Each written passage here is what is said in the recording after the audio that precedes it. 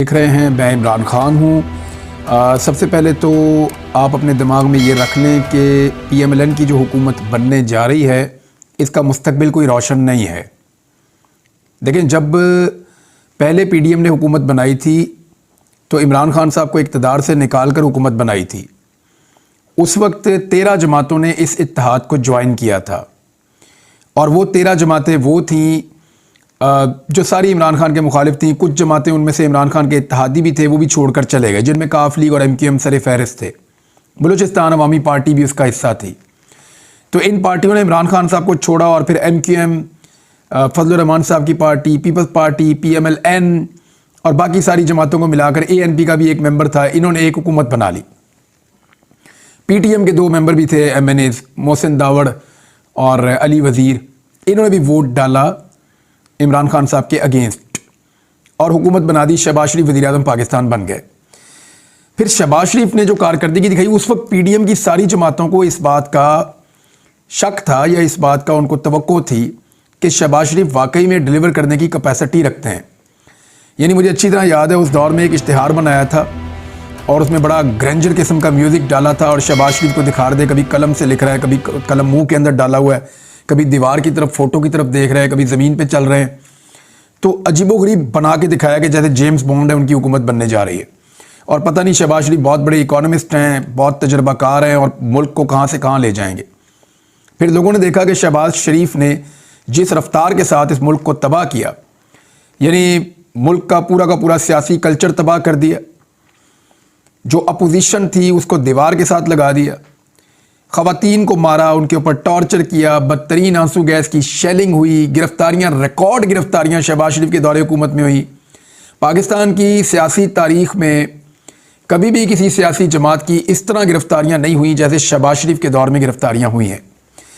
और उन गिरफ्तारियों के बाद जो ब्रूटल वाक़यात हैं, यानी चादर और चार दीवारी की तकद्दुस को शहबाज शरीफ साहब ने पामाल किया, लोगों को मारा, ये तो वो सारी चीज़ें हैं जो सियासी इंतकाम के ज़ुमरे में आ जाती हैं। सैकड़ों मुकदमात कायम कर दिए शहबाज शरीफ ने ही मेरे ऊपर, और शहबाज शरीफ के दौरे हुकूमत में ही मेरे ऊपर, अरशद शरीफ के ऊपर, साबिर शाकिर के ऊपर और दीगर सहाफ़ियों के ऊपर, समी इब्राहिम साहब के ऊपर और दीगर हमारे सिद्दीक जान के ऊपर और दीगर सहाफ़ियों के ऊपर, मैं सबके नाम नहीं ले सकता, मादरत चाहता हूँ।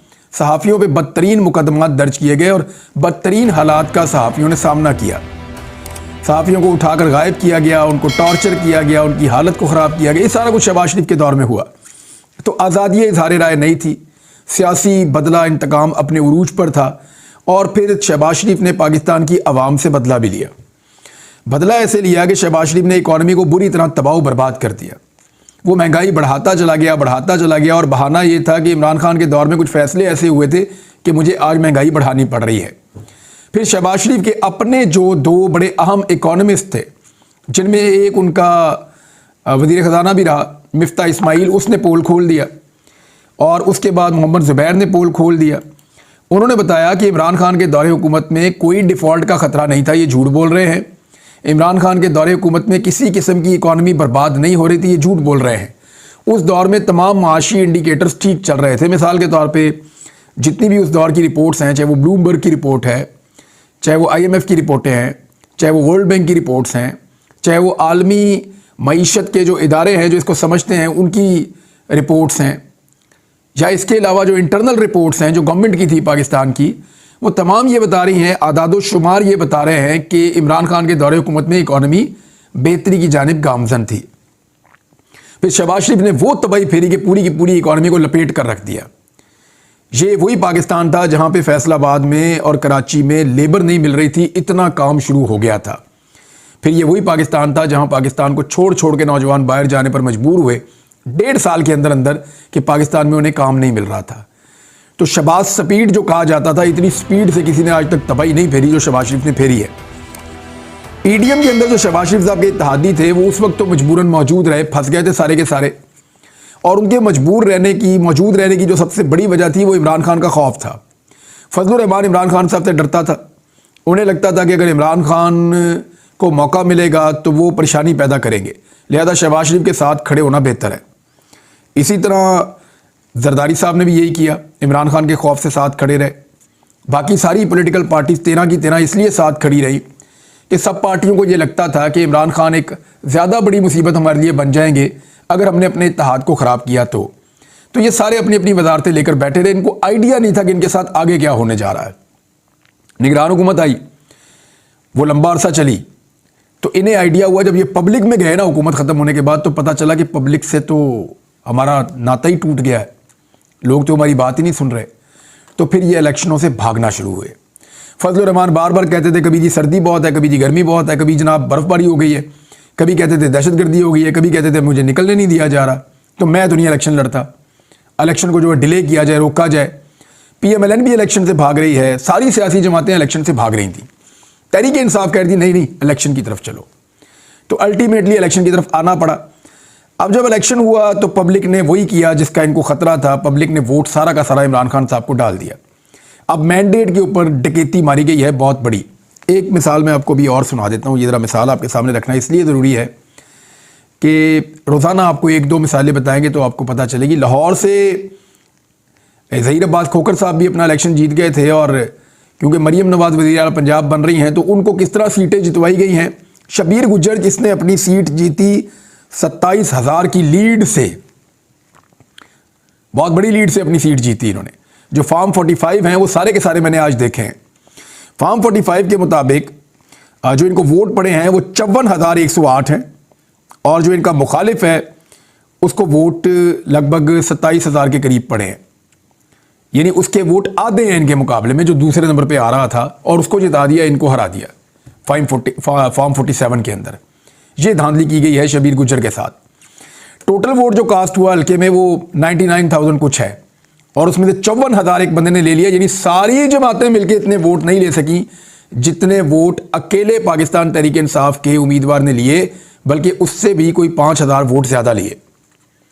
इसके बावजूद उसको हरा दिया गया। अब ये भी मुकदमा चल रहा है। तो इस तरह और बहुत सारे हैं कि मरीम नवाज़ को बनाना है जनाब, बनाना है, उसको वज़ीर आला पंजाब बनाना है, तो ज़िद पूरी कर लें, बना लें, आप कर लें, बना लें। आपको ऑडियोज़ और वीडियोज़ के अलावा कुछ नहीं मिलेगा इस हुकूमत में।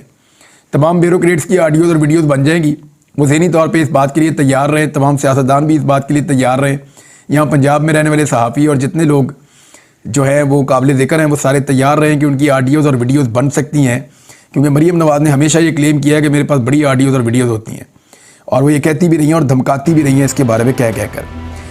तो अब आ जाएँ उस बात की तरफ जिसकी मैं आपसे जिक्र कर रहा था कि इन सब ने जब ये देखा कि दोबारा हुकूमत आ रही है और बड़ी कमज़ोर हुकूमत आ रही है और बहुत बड़ा धांधला करके इस वक्त नवाज शरीफ को किसी तरह उस पोजीशन में लाया जा रहा है कि ये हुकूमत बना ले किसी तरह, लेकिन सबको वोट डालना पड़ेगा।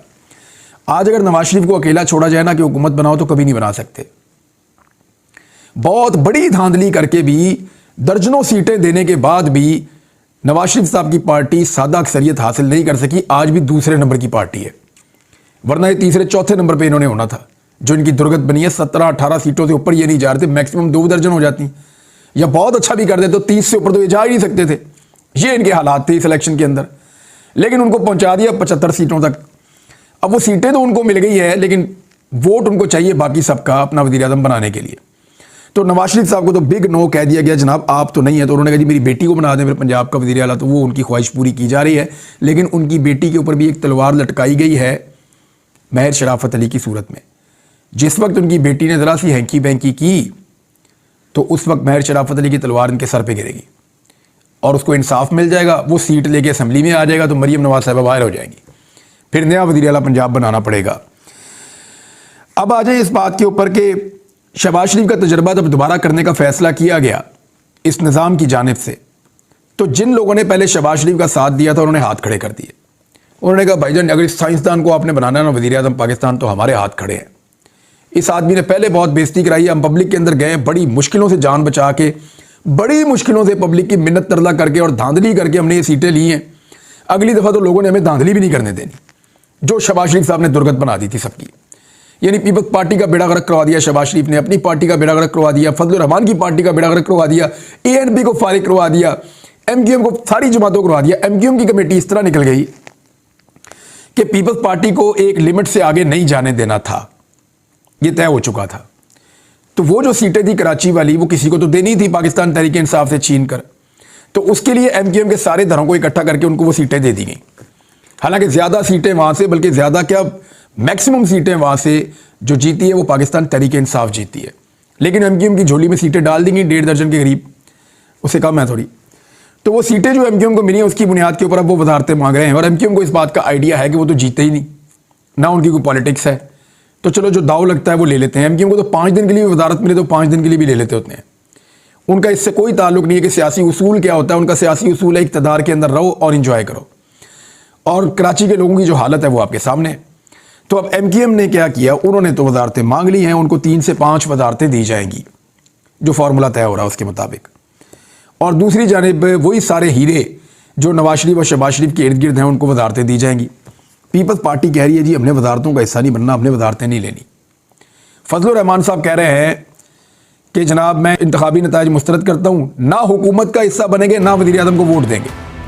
अब फजलुर रहमान शहबाज शरीफ को वोट नहीं देगा, ये बात आपको समझ आ रही है? इसका मतलब क्या है कि फजलुर रहमान को आइडिया हो गया है कि इस आदमी का साथ दे के इसके गुनाह अपने गले डलवाने वाली बात है। ज़रा इसको आप फिर समझिए। फजलुर रहमान साहब की सियासत पूरी तरह तबाह हो गई खैबर पख्तूनख्वा में, क्योंकि उन्होंने सियासत करनी होती है। और खैबर पख्तूनख्वा के लोग शरीफ ख़ानदान से नफ़रत करते हैं और शरीफ ख़ानदान उन लोगों से नफ़रत करता है। जैसे शहबाज शरीफ साहब ने, नवाज शरीफ साहब ने वहाँ जलसा करते हुए पश्तूनों की तौहीन की थी। तो ये जो वजह है इसकी फजलुर रहमान साहब भी समझ रहे हैं कि उनको शदीद नुकसान हुआ शरीफ ख़ानदान के साथ हाथ मिलाने का। तो उन्हें आइडिया हो गया है कि अगर दोबारा फजलुर रहमान साहब को खैबर पख्तूनख्वा में जड़ें पकड़नी है या अपनी पार्टी को मजबूत करना है तो कुछ भी करके शरीफ ख़ानदान से दूर रहना होगा। लिहाजा उन्होंने अभी तक का फैसला, तो उनका ये पता कोई नहीं होता, ये पैंतरा बदल जाते हैं। अभी तक का फैसला तो ये है कि ना हुकूमत का हिस्सा बनेंगे ना ही वज़ीर आज़म को वोट देंगे, ताकि ये इलेक्शन में तो बेड़ा गर्क करवा लिया, जिल्लत उठा ली, अगले इलेक्शन में तो कम से कम फजलुर रहमान साहब कहीं पे स्टैंड कर जाएं या कुछ ना कुछ उन्हें मिल जाए। तो ये फजलुर रहमान साहब की स्ट्रेटजी है कि वो भी शहबाज शरीफ से जान छुड़ा रहे हैं। उन्हें पता है कि ये कितना बड़ा साइंसदान है और ये कोई नया तजर्बा करके कोई नया चंद चढ़ा देगा इस मुल्क के अंदर, ये उनको लगता है। अब आ जाएं आप इस बात की तरफ कि पीपल्स पार्टी वजारतें क्यों नहीं ले रही। देखिए, पीपल्स पार्टी आईनी ओहदे तो ले रही है, वजारतें नहीं ले रही। उनको इस बात का आइडिया हो गया कि शहबाज शरीफ की काबीना का हिस्सा बनने का मतलब ये है कि तबाही और बर्बादी का हिस्सा बनना। वो ये जानते हैं कि IMF के पास जाना पड़ेगा थोड़े दिन के बाद। वो ये जानते हैं कि गर्मियों के अंदर बदतरीन लोड शेडिंग होने वाली है। वो ये जानते हैं कि महंगाई का एक तूफान आने वाला है और चीज़ें कंट्रोल नहीं होंगी शहबाज शरीफ से। तो इसलिए वो इस गुनाह बेलज्जत का हिस्सा नहीं बनना चाहते। पीपल्स पार्टी भी अपनी इज्जत बचा रही है कि आइंदा हमने भी इलेक्शन लड़ना है, हमने पंजाब में भी जाना होता है, हमने सिंध में भी इलेक्शन लड़ना है, KP में भी इलेक्शन लड़ना है, बलूचिस्तान में भी इलेक्शन लड़ना है। अगर ये सारा मलबा अपने ऊपर डलवा लेंगे तो हम आइंदा इलेक्शन में कैसे जाएंगे। अब देखिए, अगर 5 साल की हुकूमत हो ना तो कोई भी सियासी जमात ओहदे नहीं छोड़ती। ये मैं आपको टेक्निकल बात बता रहा हूँ। अगर फजलुर रहमान को यकीन होना कि ये हुकूमत 5 साल चलेगी शहबाज शरीफ की, तो वो फौरी तौर पे वोट भी डालें और ओहदे भी लें। अगर ये यकीन होना पीपल्स पार्टी को ये हुकूमत शहबाज शरीफ की 5 साल चलेगी तो वो ओहदे भी लेंगे और वोट भी डालेंगे। और मैं आपको आज कह रहा हूँ कि अगर किसी मोड़ पे इनको इस बात का यकीन आ गया ना आने वाले दिनों में कि शहबाज शरीफ 5 साल पूरे कर सकता है, जो लगता तो नहीं है, तो ये फिर ओहदे भी ले लेंगे, वजारतें भी ले लेंगे और प्रॉपर सिस्टम का हिस्सा भी बन जाएंगे। आज फजलुर रहमान और आसिफ अली जरदारी समेत तमाम सियासतदानों को पता है कि ये हुकूमत टिकने वाली और रहने वाली नहीं है। और शहबाज शरीफ साहब इसलिए फंस गए हैं कि वो वजारत आला पंजाब और ये ओहदा इसलिए लेना चाहते हैं कि उन्हें पता है कि अगर उन्होंने ना लिया तो मुल्क में एक ऐसा क्यास हो जाएगा कि या तो दोबारा इलेक्शन में जाना पड़ेगा या फिर तंग आकर पाकिस्तान की जो ताकतवर हलके हैं वो तहरीक इंसाफ के लिए इंसाफ का दरवाज़ा खोल देंगे और वो अपनी सीटें PMLN से वापस लेने के बाद इक़्तिदार में आ जाएंगे। और अगर पाकिस्तान तहरीक इंसाफ इक़्तिदार में आ गई तो शहबाज शरीफ वो आदमी है जिसके ख़ानदान को सबसे ज़्यादा असर पड़ने वाला है। ये बात आप याद रखिएगा। तो इस वजह से शरीफ ख़ानदान मजबूर है कि वो इक़्तिदार को ले और बाकी सारी जमातें मजबूर हैं कि इनको इक़्तिदार दें, लेकिन वो सारे साथ ही साथ इक़्तिदार का हिस्सा भी नहीं बनना चाहते। वो कहते हैं जी हमारी तरफ से जो दिल करता है करो, जैसे दिल करता है चलाओ। क्योंकि जो लोग वोट डाल रहे हैं ना वज़ीर आज़म का शहबाज शरीफ को, उनको भी पता है कि इससे काम नहीं होना। वोट इसको दे दो तरस खा के, लेकिन इसके साथ ना बैठना वरना गंदे हो जाएंगे पब्लिक में, क्योंकि इलेक्शन भी बहुत जल्दी आ रहा है। ये मेरी असेसमेंट है अब तक की सूरत हाल की। और बाकी चीज़ें आपके साथ शेयर करता हूँ, क्योंकि एक हॉर्स ट्रेडिंग का पूरा एक माहौल गर्म कर दिया गया है पंजाब में मरीम नवाज़ के लिए। उस पर बात करते हैं अगले वीलॉग में। अब तक के लिए इतने, अपना ख्याल रखिएगा, अपने इस चैनल का भी। अल्लाह हाफ़िज़।